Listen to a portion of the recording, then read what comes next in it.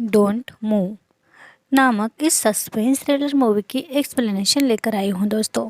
तो इस कहानी के स्टार्टिंग में हम देखते हैं एक आयरिश औरत जिसका नाम सुनु है। सुनु रात में अपने घर में सोई हुई है और डर कर वो नींद से उठ जाती है। उसका पति भी गहरी नींद में सोया है। ये जो सुनु वो काफ़ी डिप्रेशन में है क्योंकि उसने अभी अभी अपने छोटे बेटे को खो दिया। वो अपने बेटे का टॉय लेकर घर से बाहर निकल जाती है। घर और शहर से काफ़ी दूर पहाड़ियों पर आती है। ये वही पहाड़ियाँ है जहाँ वो ट्रिक के लिए आई थी और यहीं से उसका बेटा गिरकर मर गया। उसने यहाँ अपने बेटे का मेमोरियल बना लिया था। वो यहाँ खिलौना रख देती है और पहाड़ के आखिरी कोने में आ जाती है।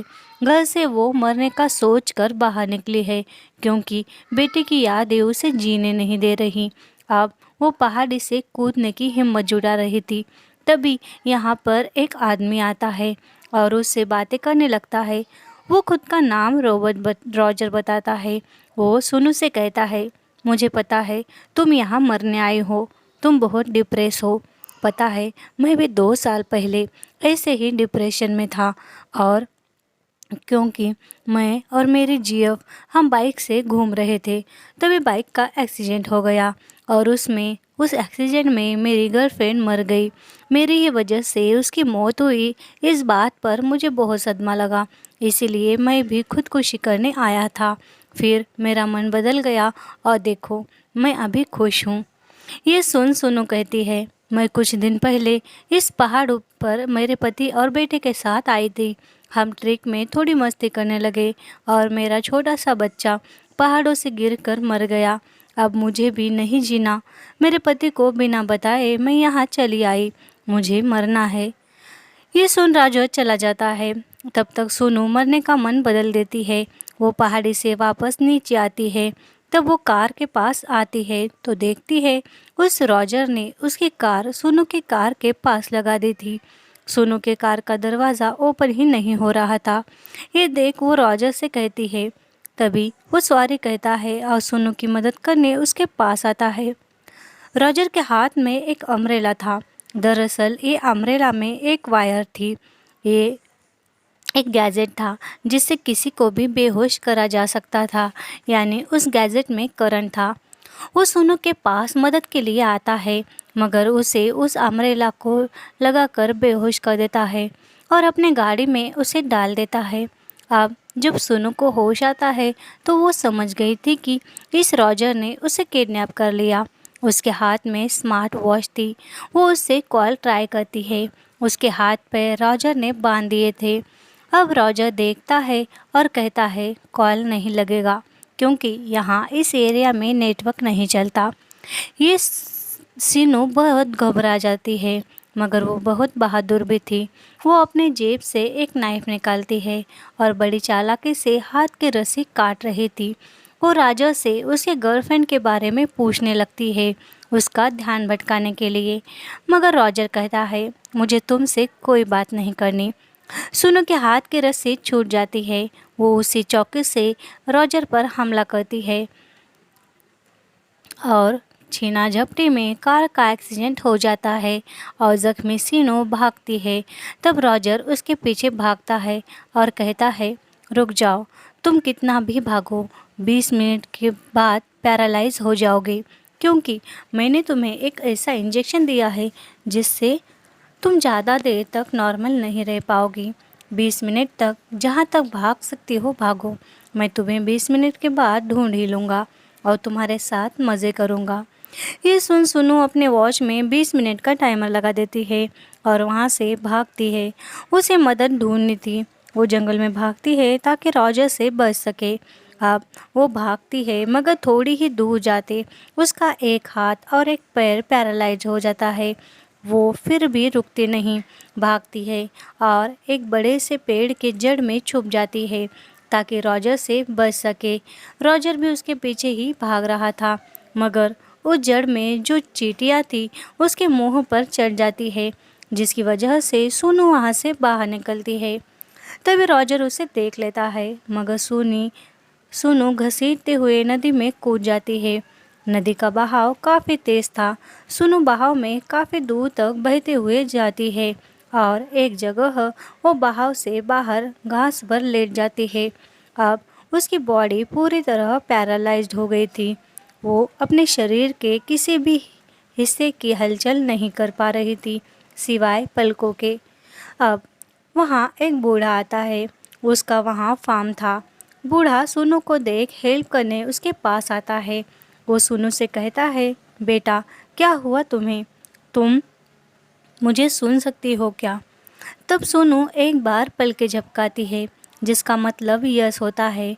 वो कहता है, क्या तुम मुंह नहीं कर पाती? तब सुनु 2 बार पलकें झपकाती है, जिसका मतलब था नो। वो बूढ़ा एक ट्रॉली लाता है और उसे अपने घर में ले जाता है। उसको पुलिस को कॉल करना था। तभी उस बूढ़े के घर का दरवाज़ा कोई खटखटाता है। तब सुनु को लगता है शायद ये रॉजर होगा। उसे ढूंढता ढूंढता यहाँ तक आ गया होगा। वो बार बार अपने पलकें झपकाती है और बूढ़ा समझ जाता है कि कोई उसके पीछे है और ये उससे बच रही है। बूढ़ा उसकी आंखों में दिख रहे डर को भांप लेता है, उसे सोफे के पीछे छुपा देता है और दरवाज़ा खोलता है तो दरवाजे पर रॉजर ही था। वो बूढ़े से कहता है, क्या तुमने आसपास किसी लड़के को देखा? दरअसल वो मेरी वाइफ है। उसे एक अजीब सी बीमारी है। वो पैरालाइज्ड हो जाती है। हमारे कार का एक्सीडेंट हुआ और इस बात पे हमारी लड़ाई भी हुई, जिससे वो मुझसे रूठ कर जंगल में चली गई। ये सुन बूढ़ा कहता है, नहीं मैंने किसी को नहीं देखा। रॉजर ज़बरदस्ती घर में घुस जाता है और कहता है, मेरा फ़ोन डेड हो गया है, मुझे कॉल करना है। रॉजर बूढ़े के घर को चारों ओर से देख रहा था और वो बूढ़े से कहता है, मुझे कॉल करनी है। रॉजर को रोता देख बूढ़ा उसे सुन्नू के बारे में बताने ही वाला था कि तभी रॉजर का फ़ोन रिंग होता है, जिससे बूढ़े को उस पर शक होता है और वो उसे घर से बाहर जाने को कह देता है। अब रॉजर उसके असली रूप में आ जाता है। वो बूढ़े से कहता है, मुझे बताओ उस लड़की को कहाँ छुपाया, वरना मैं तुम्हें मार दूंगा। बूढ़ा कहता है, चलो मारो, और इन दोनों में फाइट होती है। बूढ़ा बहुत ज़्यादा शक्तिशाली था। वो रॉजर को काफ़ी हद तक घायल करता है और तभी रॉजर के हाथ एक नाइफ लगता है, जिससे कि वो बूढ़े को मार देता है। ये सब सुनु देख रही थी और वो रोती है क्योंकि उसकी वजह से बेचारा बूढ़ा मारा गया था। यहाँ रॉजर को लगता है इस बूढ़े ने पुलिस को कॉल किया होगा। पुलिस आकर ये सब देख ना ले, इसीलिए वो बूढ़े के घर में आग लगा देता है। घर में सुनु भी थी, जिस पर अब दवा का असर कम हो रहा था। उसकी उंगलियां थोड़ी सी हिलने लगती है, जिससे वो खिड़की के पास ही वो थी और उसके पर्दे की डोरी उसके हाथ में आ जाती है।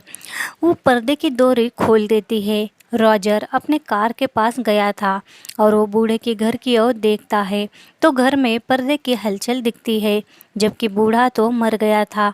वो फिर से घर में जाता है और सब घर में देखता है तो सोफे के पीछे ही सुन्नू थी। उसे देख वो उसे लेकर गाड़ी में डालता है। वो उस बूढ़े की गाड़ी लेकर ही वहाँ से चला जाता है। अब रॉजर को रॉजर की बेटी का कॉल आता है। वो कहती है, पापा मैं एग्ज़ाम में पास हो गई, मैं और माँ आपके पास आ रहे हैं, हम लोग सेलिब्रेट करेंगे। तब रॉजर कहता है, मैं कुछ दिन अकेले फार्म पर रहने आया हूँ। उसे बहुत गुस्सा आ रहा था। वो अपनी वाइफ से कहता है कि तुम मत आओ, मगर वो दोनों सुनती नहीं। उसकी वाइफ कहती है, हम शाम तक वहाँ आ रहे हैं। अब यहाँ रॉजर को गुस्सा आता है क्योंकि वो सुनु को उसे फार्म में ले जा रहा था। वो देखता है गाड़ी में पेट्रोल ख़त्म हो गया। वो पेट्रोल पंप पर अपनी गाड़ी रुकाता है। यहाँ गाड़ी के पास एक छोटा लड़का आकर सुनु को हाय कहता है। तभी उस लड़के की माँ आकर सुनु को देखती है। सुनु कुछ हलचल नहीं कर रही थी। ये देख वो पुलिस से कांटेक्ट करने का सोचती है। तभी यहाँ पर रॉजर आ जाता है और वो गाड़ी स्टार्ट करता है। अब थोड़ी ही दूरी पर जाते ही उसकी कार जो वहाँ एक्सीडेंट में ख़राब हुई थी वो उसे देख उतरता है और कार को बूढ़े के गाड़ी से बांध कर ले जाने की तैयारी करता है। तभी यहाँ पर एक पुलिस वाला आता है। वो उसे सवाल पूछता है। तब रॉजर अपना नाम एनिम बताता है और आईडी भी देता है, यानी उसने खुद का नाम तक रॉजर जो झूठ कहा था। वो कहता है हमारी गाड़ी का एक्सीडेंट हो गया, वो मेरी वाइफ है जो बीमार है। अब पुलिस सुनु के पास जाता है। उसकी उंगलियां अभी काम कर रही थी। उस इंजेक्शन की पावर कम हो रही थी। वो धीरे से पुलिस को अपने पास बुलाती है और कहती है हेल्प मी। पुलिस रॉजर पर हमला करने ही वाला था कि रॉजर उस पुलिस वाले को मार देता है और उसे खुद की गाड़ी में डालकर गाड़ी को आग लगा देता है और बूढ़े की गाड़ी लेकर चला जाता है। अब तक सोनू की बॉडी काफ़ी रिकवर हो रही थी। वो उसे बोलती है शायद तुम्हारा दिन आज खराब है। वो कहता है तुम चुप बैठो। सुनो वही पैरालाइज होने वाला इंजेक्शन हाथ में ले लेती है। उसे अभी इंजेक्शन रॉजर को देना था। बातों बातों में उसे लगाकर उसके पैर में वो इंजेक्शन लगाती है, मगर उसका थंब अभी तक रिकवर नहीं हुआ था। रॉजर वो इंजेक्शन फेंक देता है और उससे कहता है तुम्हारा दिन भी खराब ही है। मैं तुम्हें मेरे फार्म पर ले जाकर तुम्हारे साथ मज़े करने वाला था, मगर अब वहाँ मेरी फैमिली आ रही है। मैं तुम्हें इसी झील में फेंक दूंगा। अब वो सुनु को एक बोट में बिठाकर झील के बीचों बीच लाता है और उसे ढकलने वाला होता है। तभी सुनु रोते हुए कहती है मेरे जेब से मेरे बच्चे का खिलौना दे दो। मरते हुए वो मेरे हाथ में रहे तो मैं सुकून से मर पाऊंगी। रॉजर उसके पास आता है। तभी वो उसके पास से चाकू छीनकर उस पर ही हमला करती है। रॉजर झील में गिर जाता है, मगर वो जब ऊपर आ रहा था तब सोनू गन लेकर उस पर गोलियां शूट करती है। वो उस पर बहुत सी गोलियां चलाती है। अब वो चैन की सांस लेती है। उसकी बॉडी अभी भी पूरी तरह रिकवर नहीं थी और वो अभी भी उसी बोट में थी। तभी अचानक से बोट में पानी भरने लगता है, क्योंकि गन शूट की गोलियां बोट में भी लगी थी। उस छेद से अब पानी बोट में भर रहा था। थोड़ी ही देर में बोट पूरी तरह पानी से भर जाती है और सोनू उस पानी में डूब रही थी। उसकी सांसें थम रही थी। तभी उसकी बॉडी रिकवर हो जाती है। वो झील में कूद कर तैरते हुए बाहर आ जाते हैं और किनारे पर आ जाती है। अब तक रॉजर भी किनारे पर आ गया था। वो अपनी ज़िंदगी की आखिरी सांसें ले रहा था। तब सोनू उसके पास आती है और कहती है थैंक यू, तुम्हारी वजह से मेरी ज़िंदगी की कीमत मुझे समझ आई। मैंने मेरा बेटा खोया, इसीलिए डिप्रेस में थी, मगर मैं भूल गई थी कि मेरा पति है जो मुझसे बहुत प्यार करता है और मुझे उसके लिए जीना होगा। और यहाँ सोनू घर की ओर निकलती है और लास्ट में हमें ये समझता है कि अब सोनू घर वापस जा रही है। इस कहानी से हमें ये समझता है कि ज़िंदगी बहुत कीमती है। हमें उसमें आई मुसीबतों से लड़कर जीतना होता है और यही जीवन के मायने होते हैं।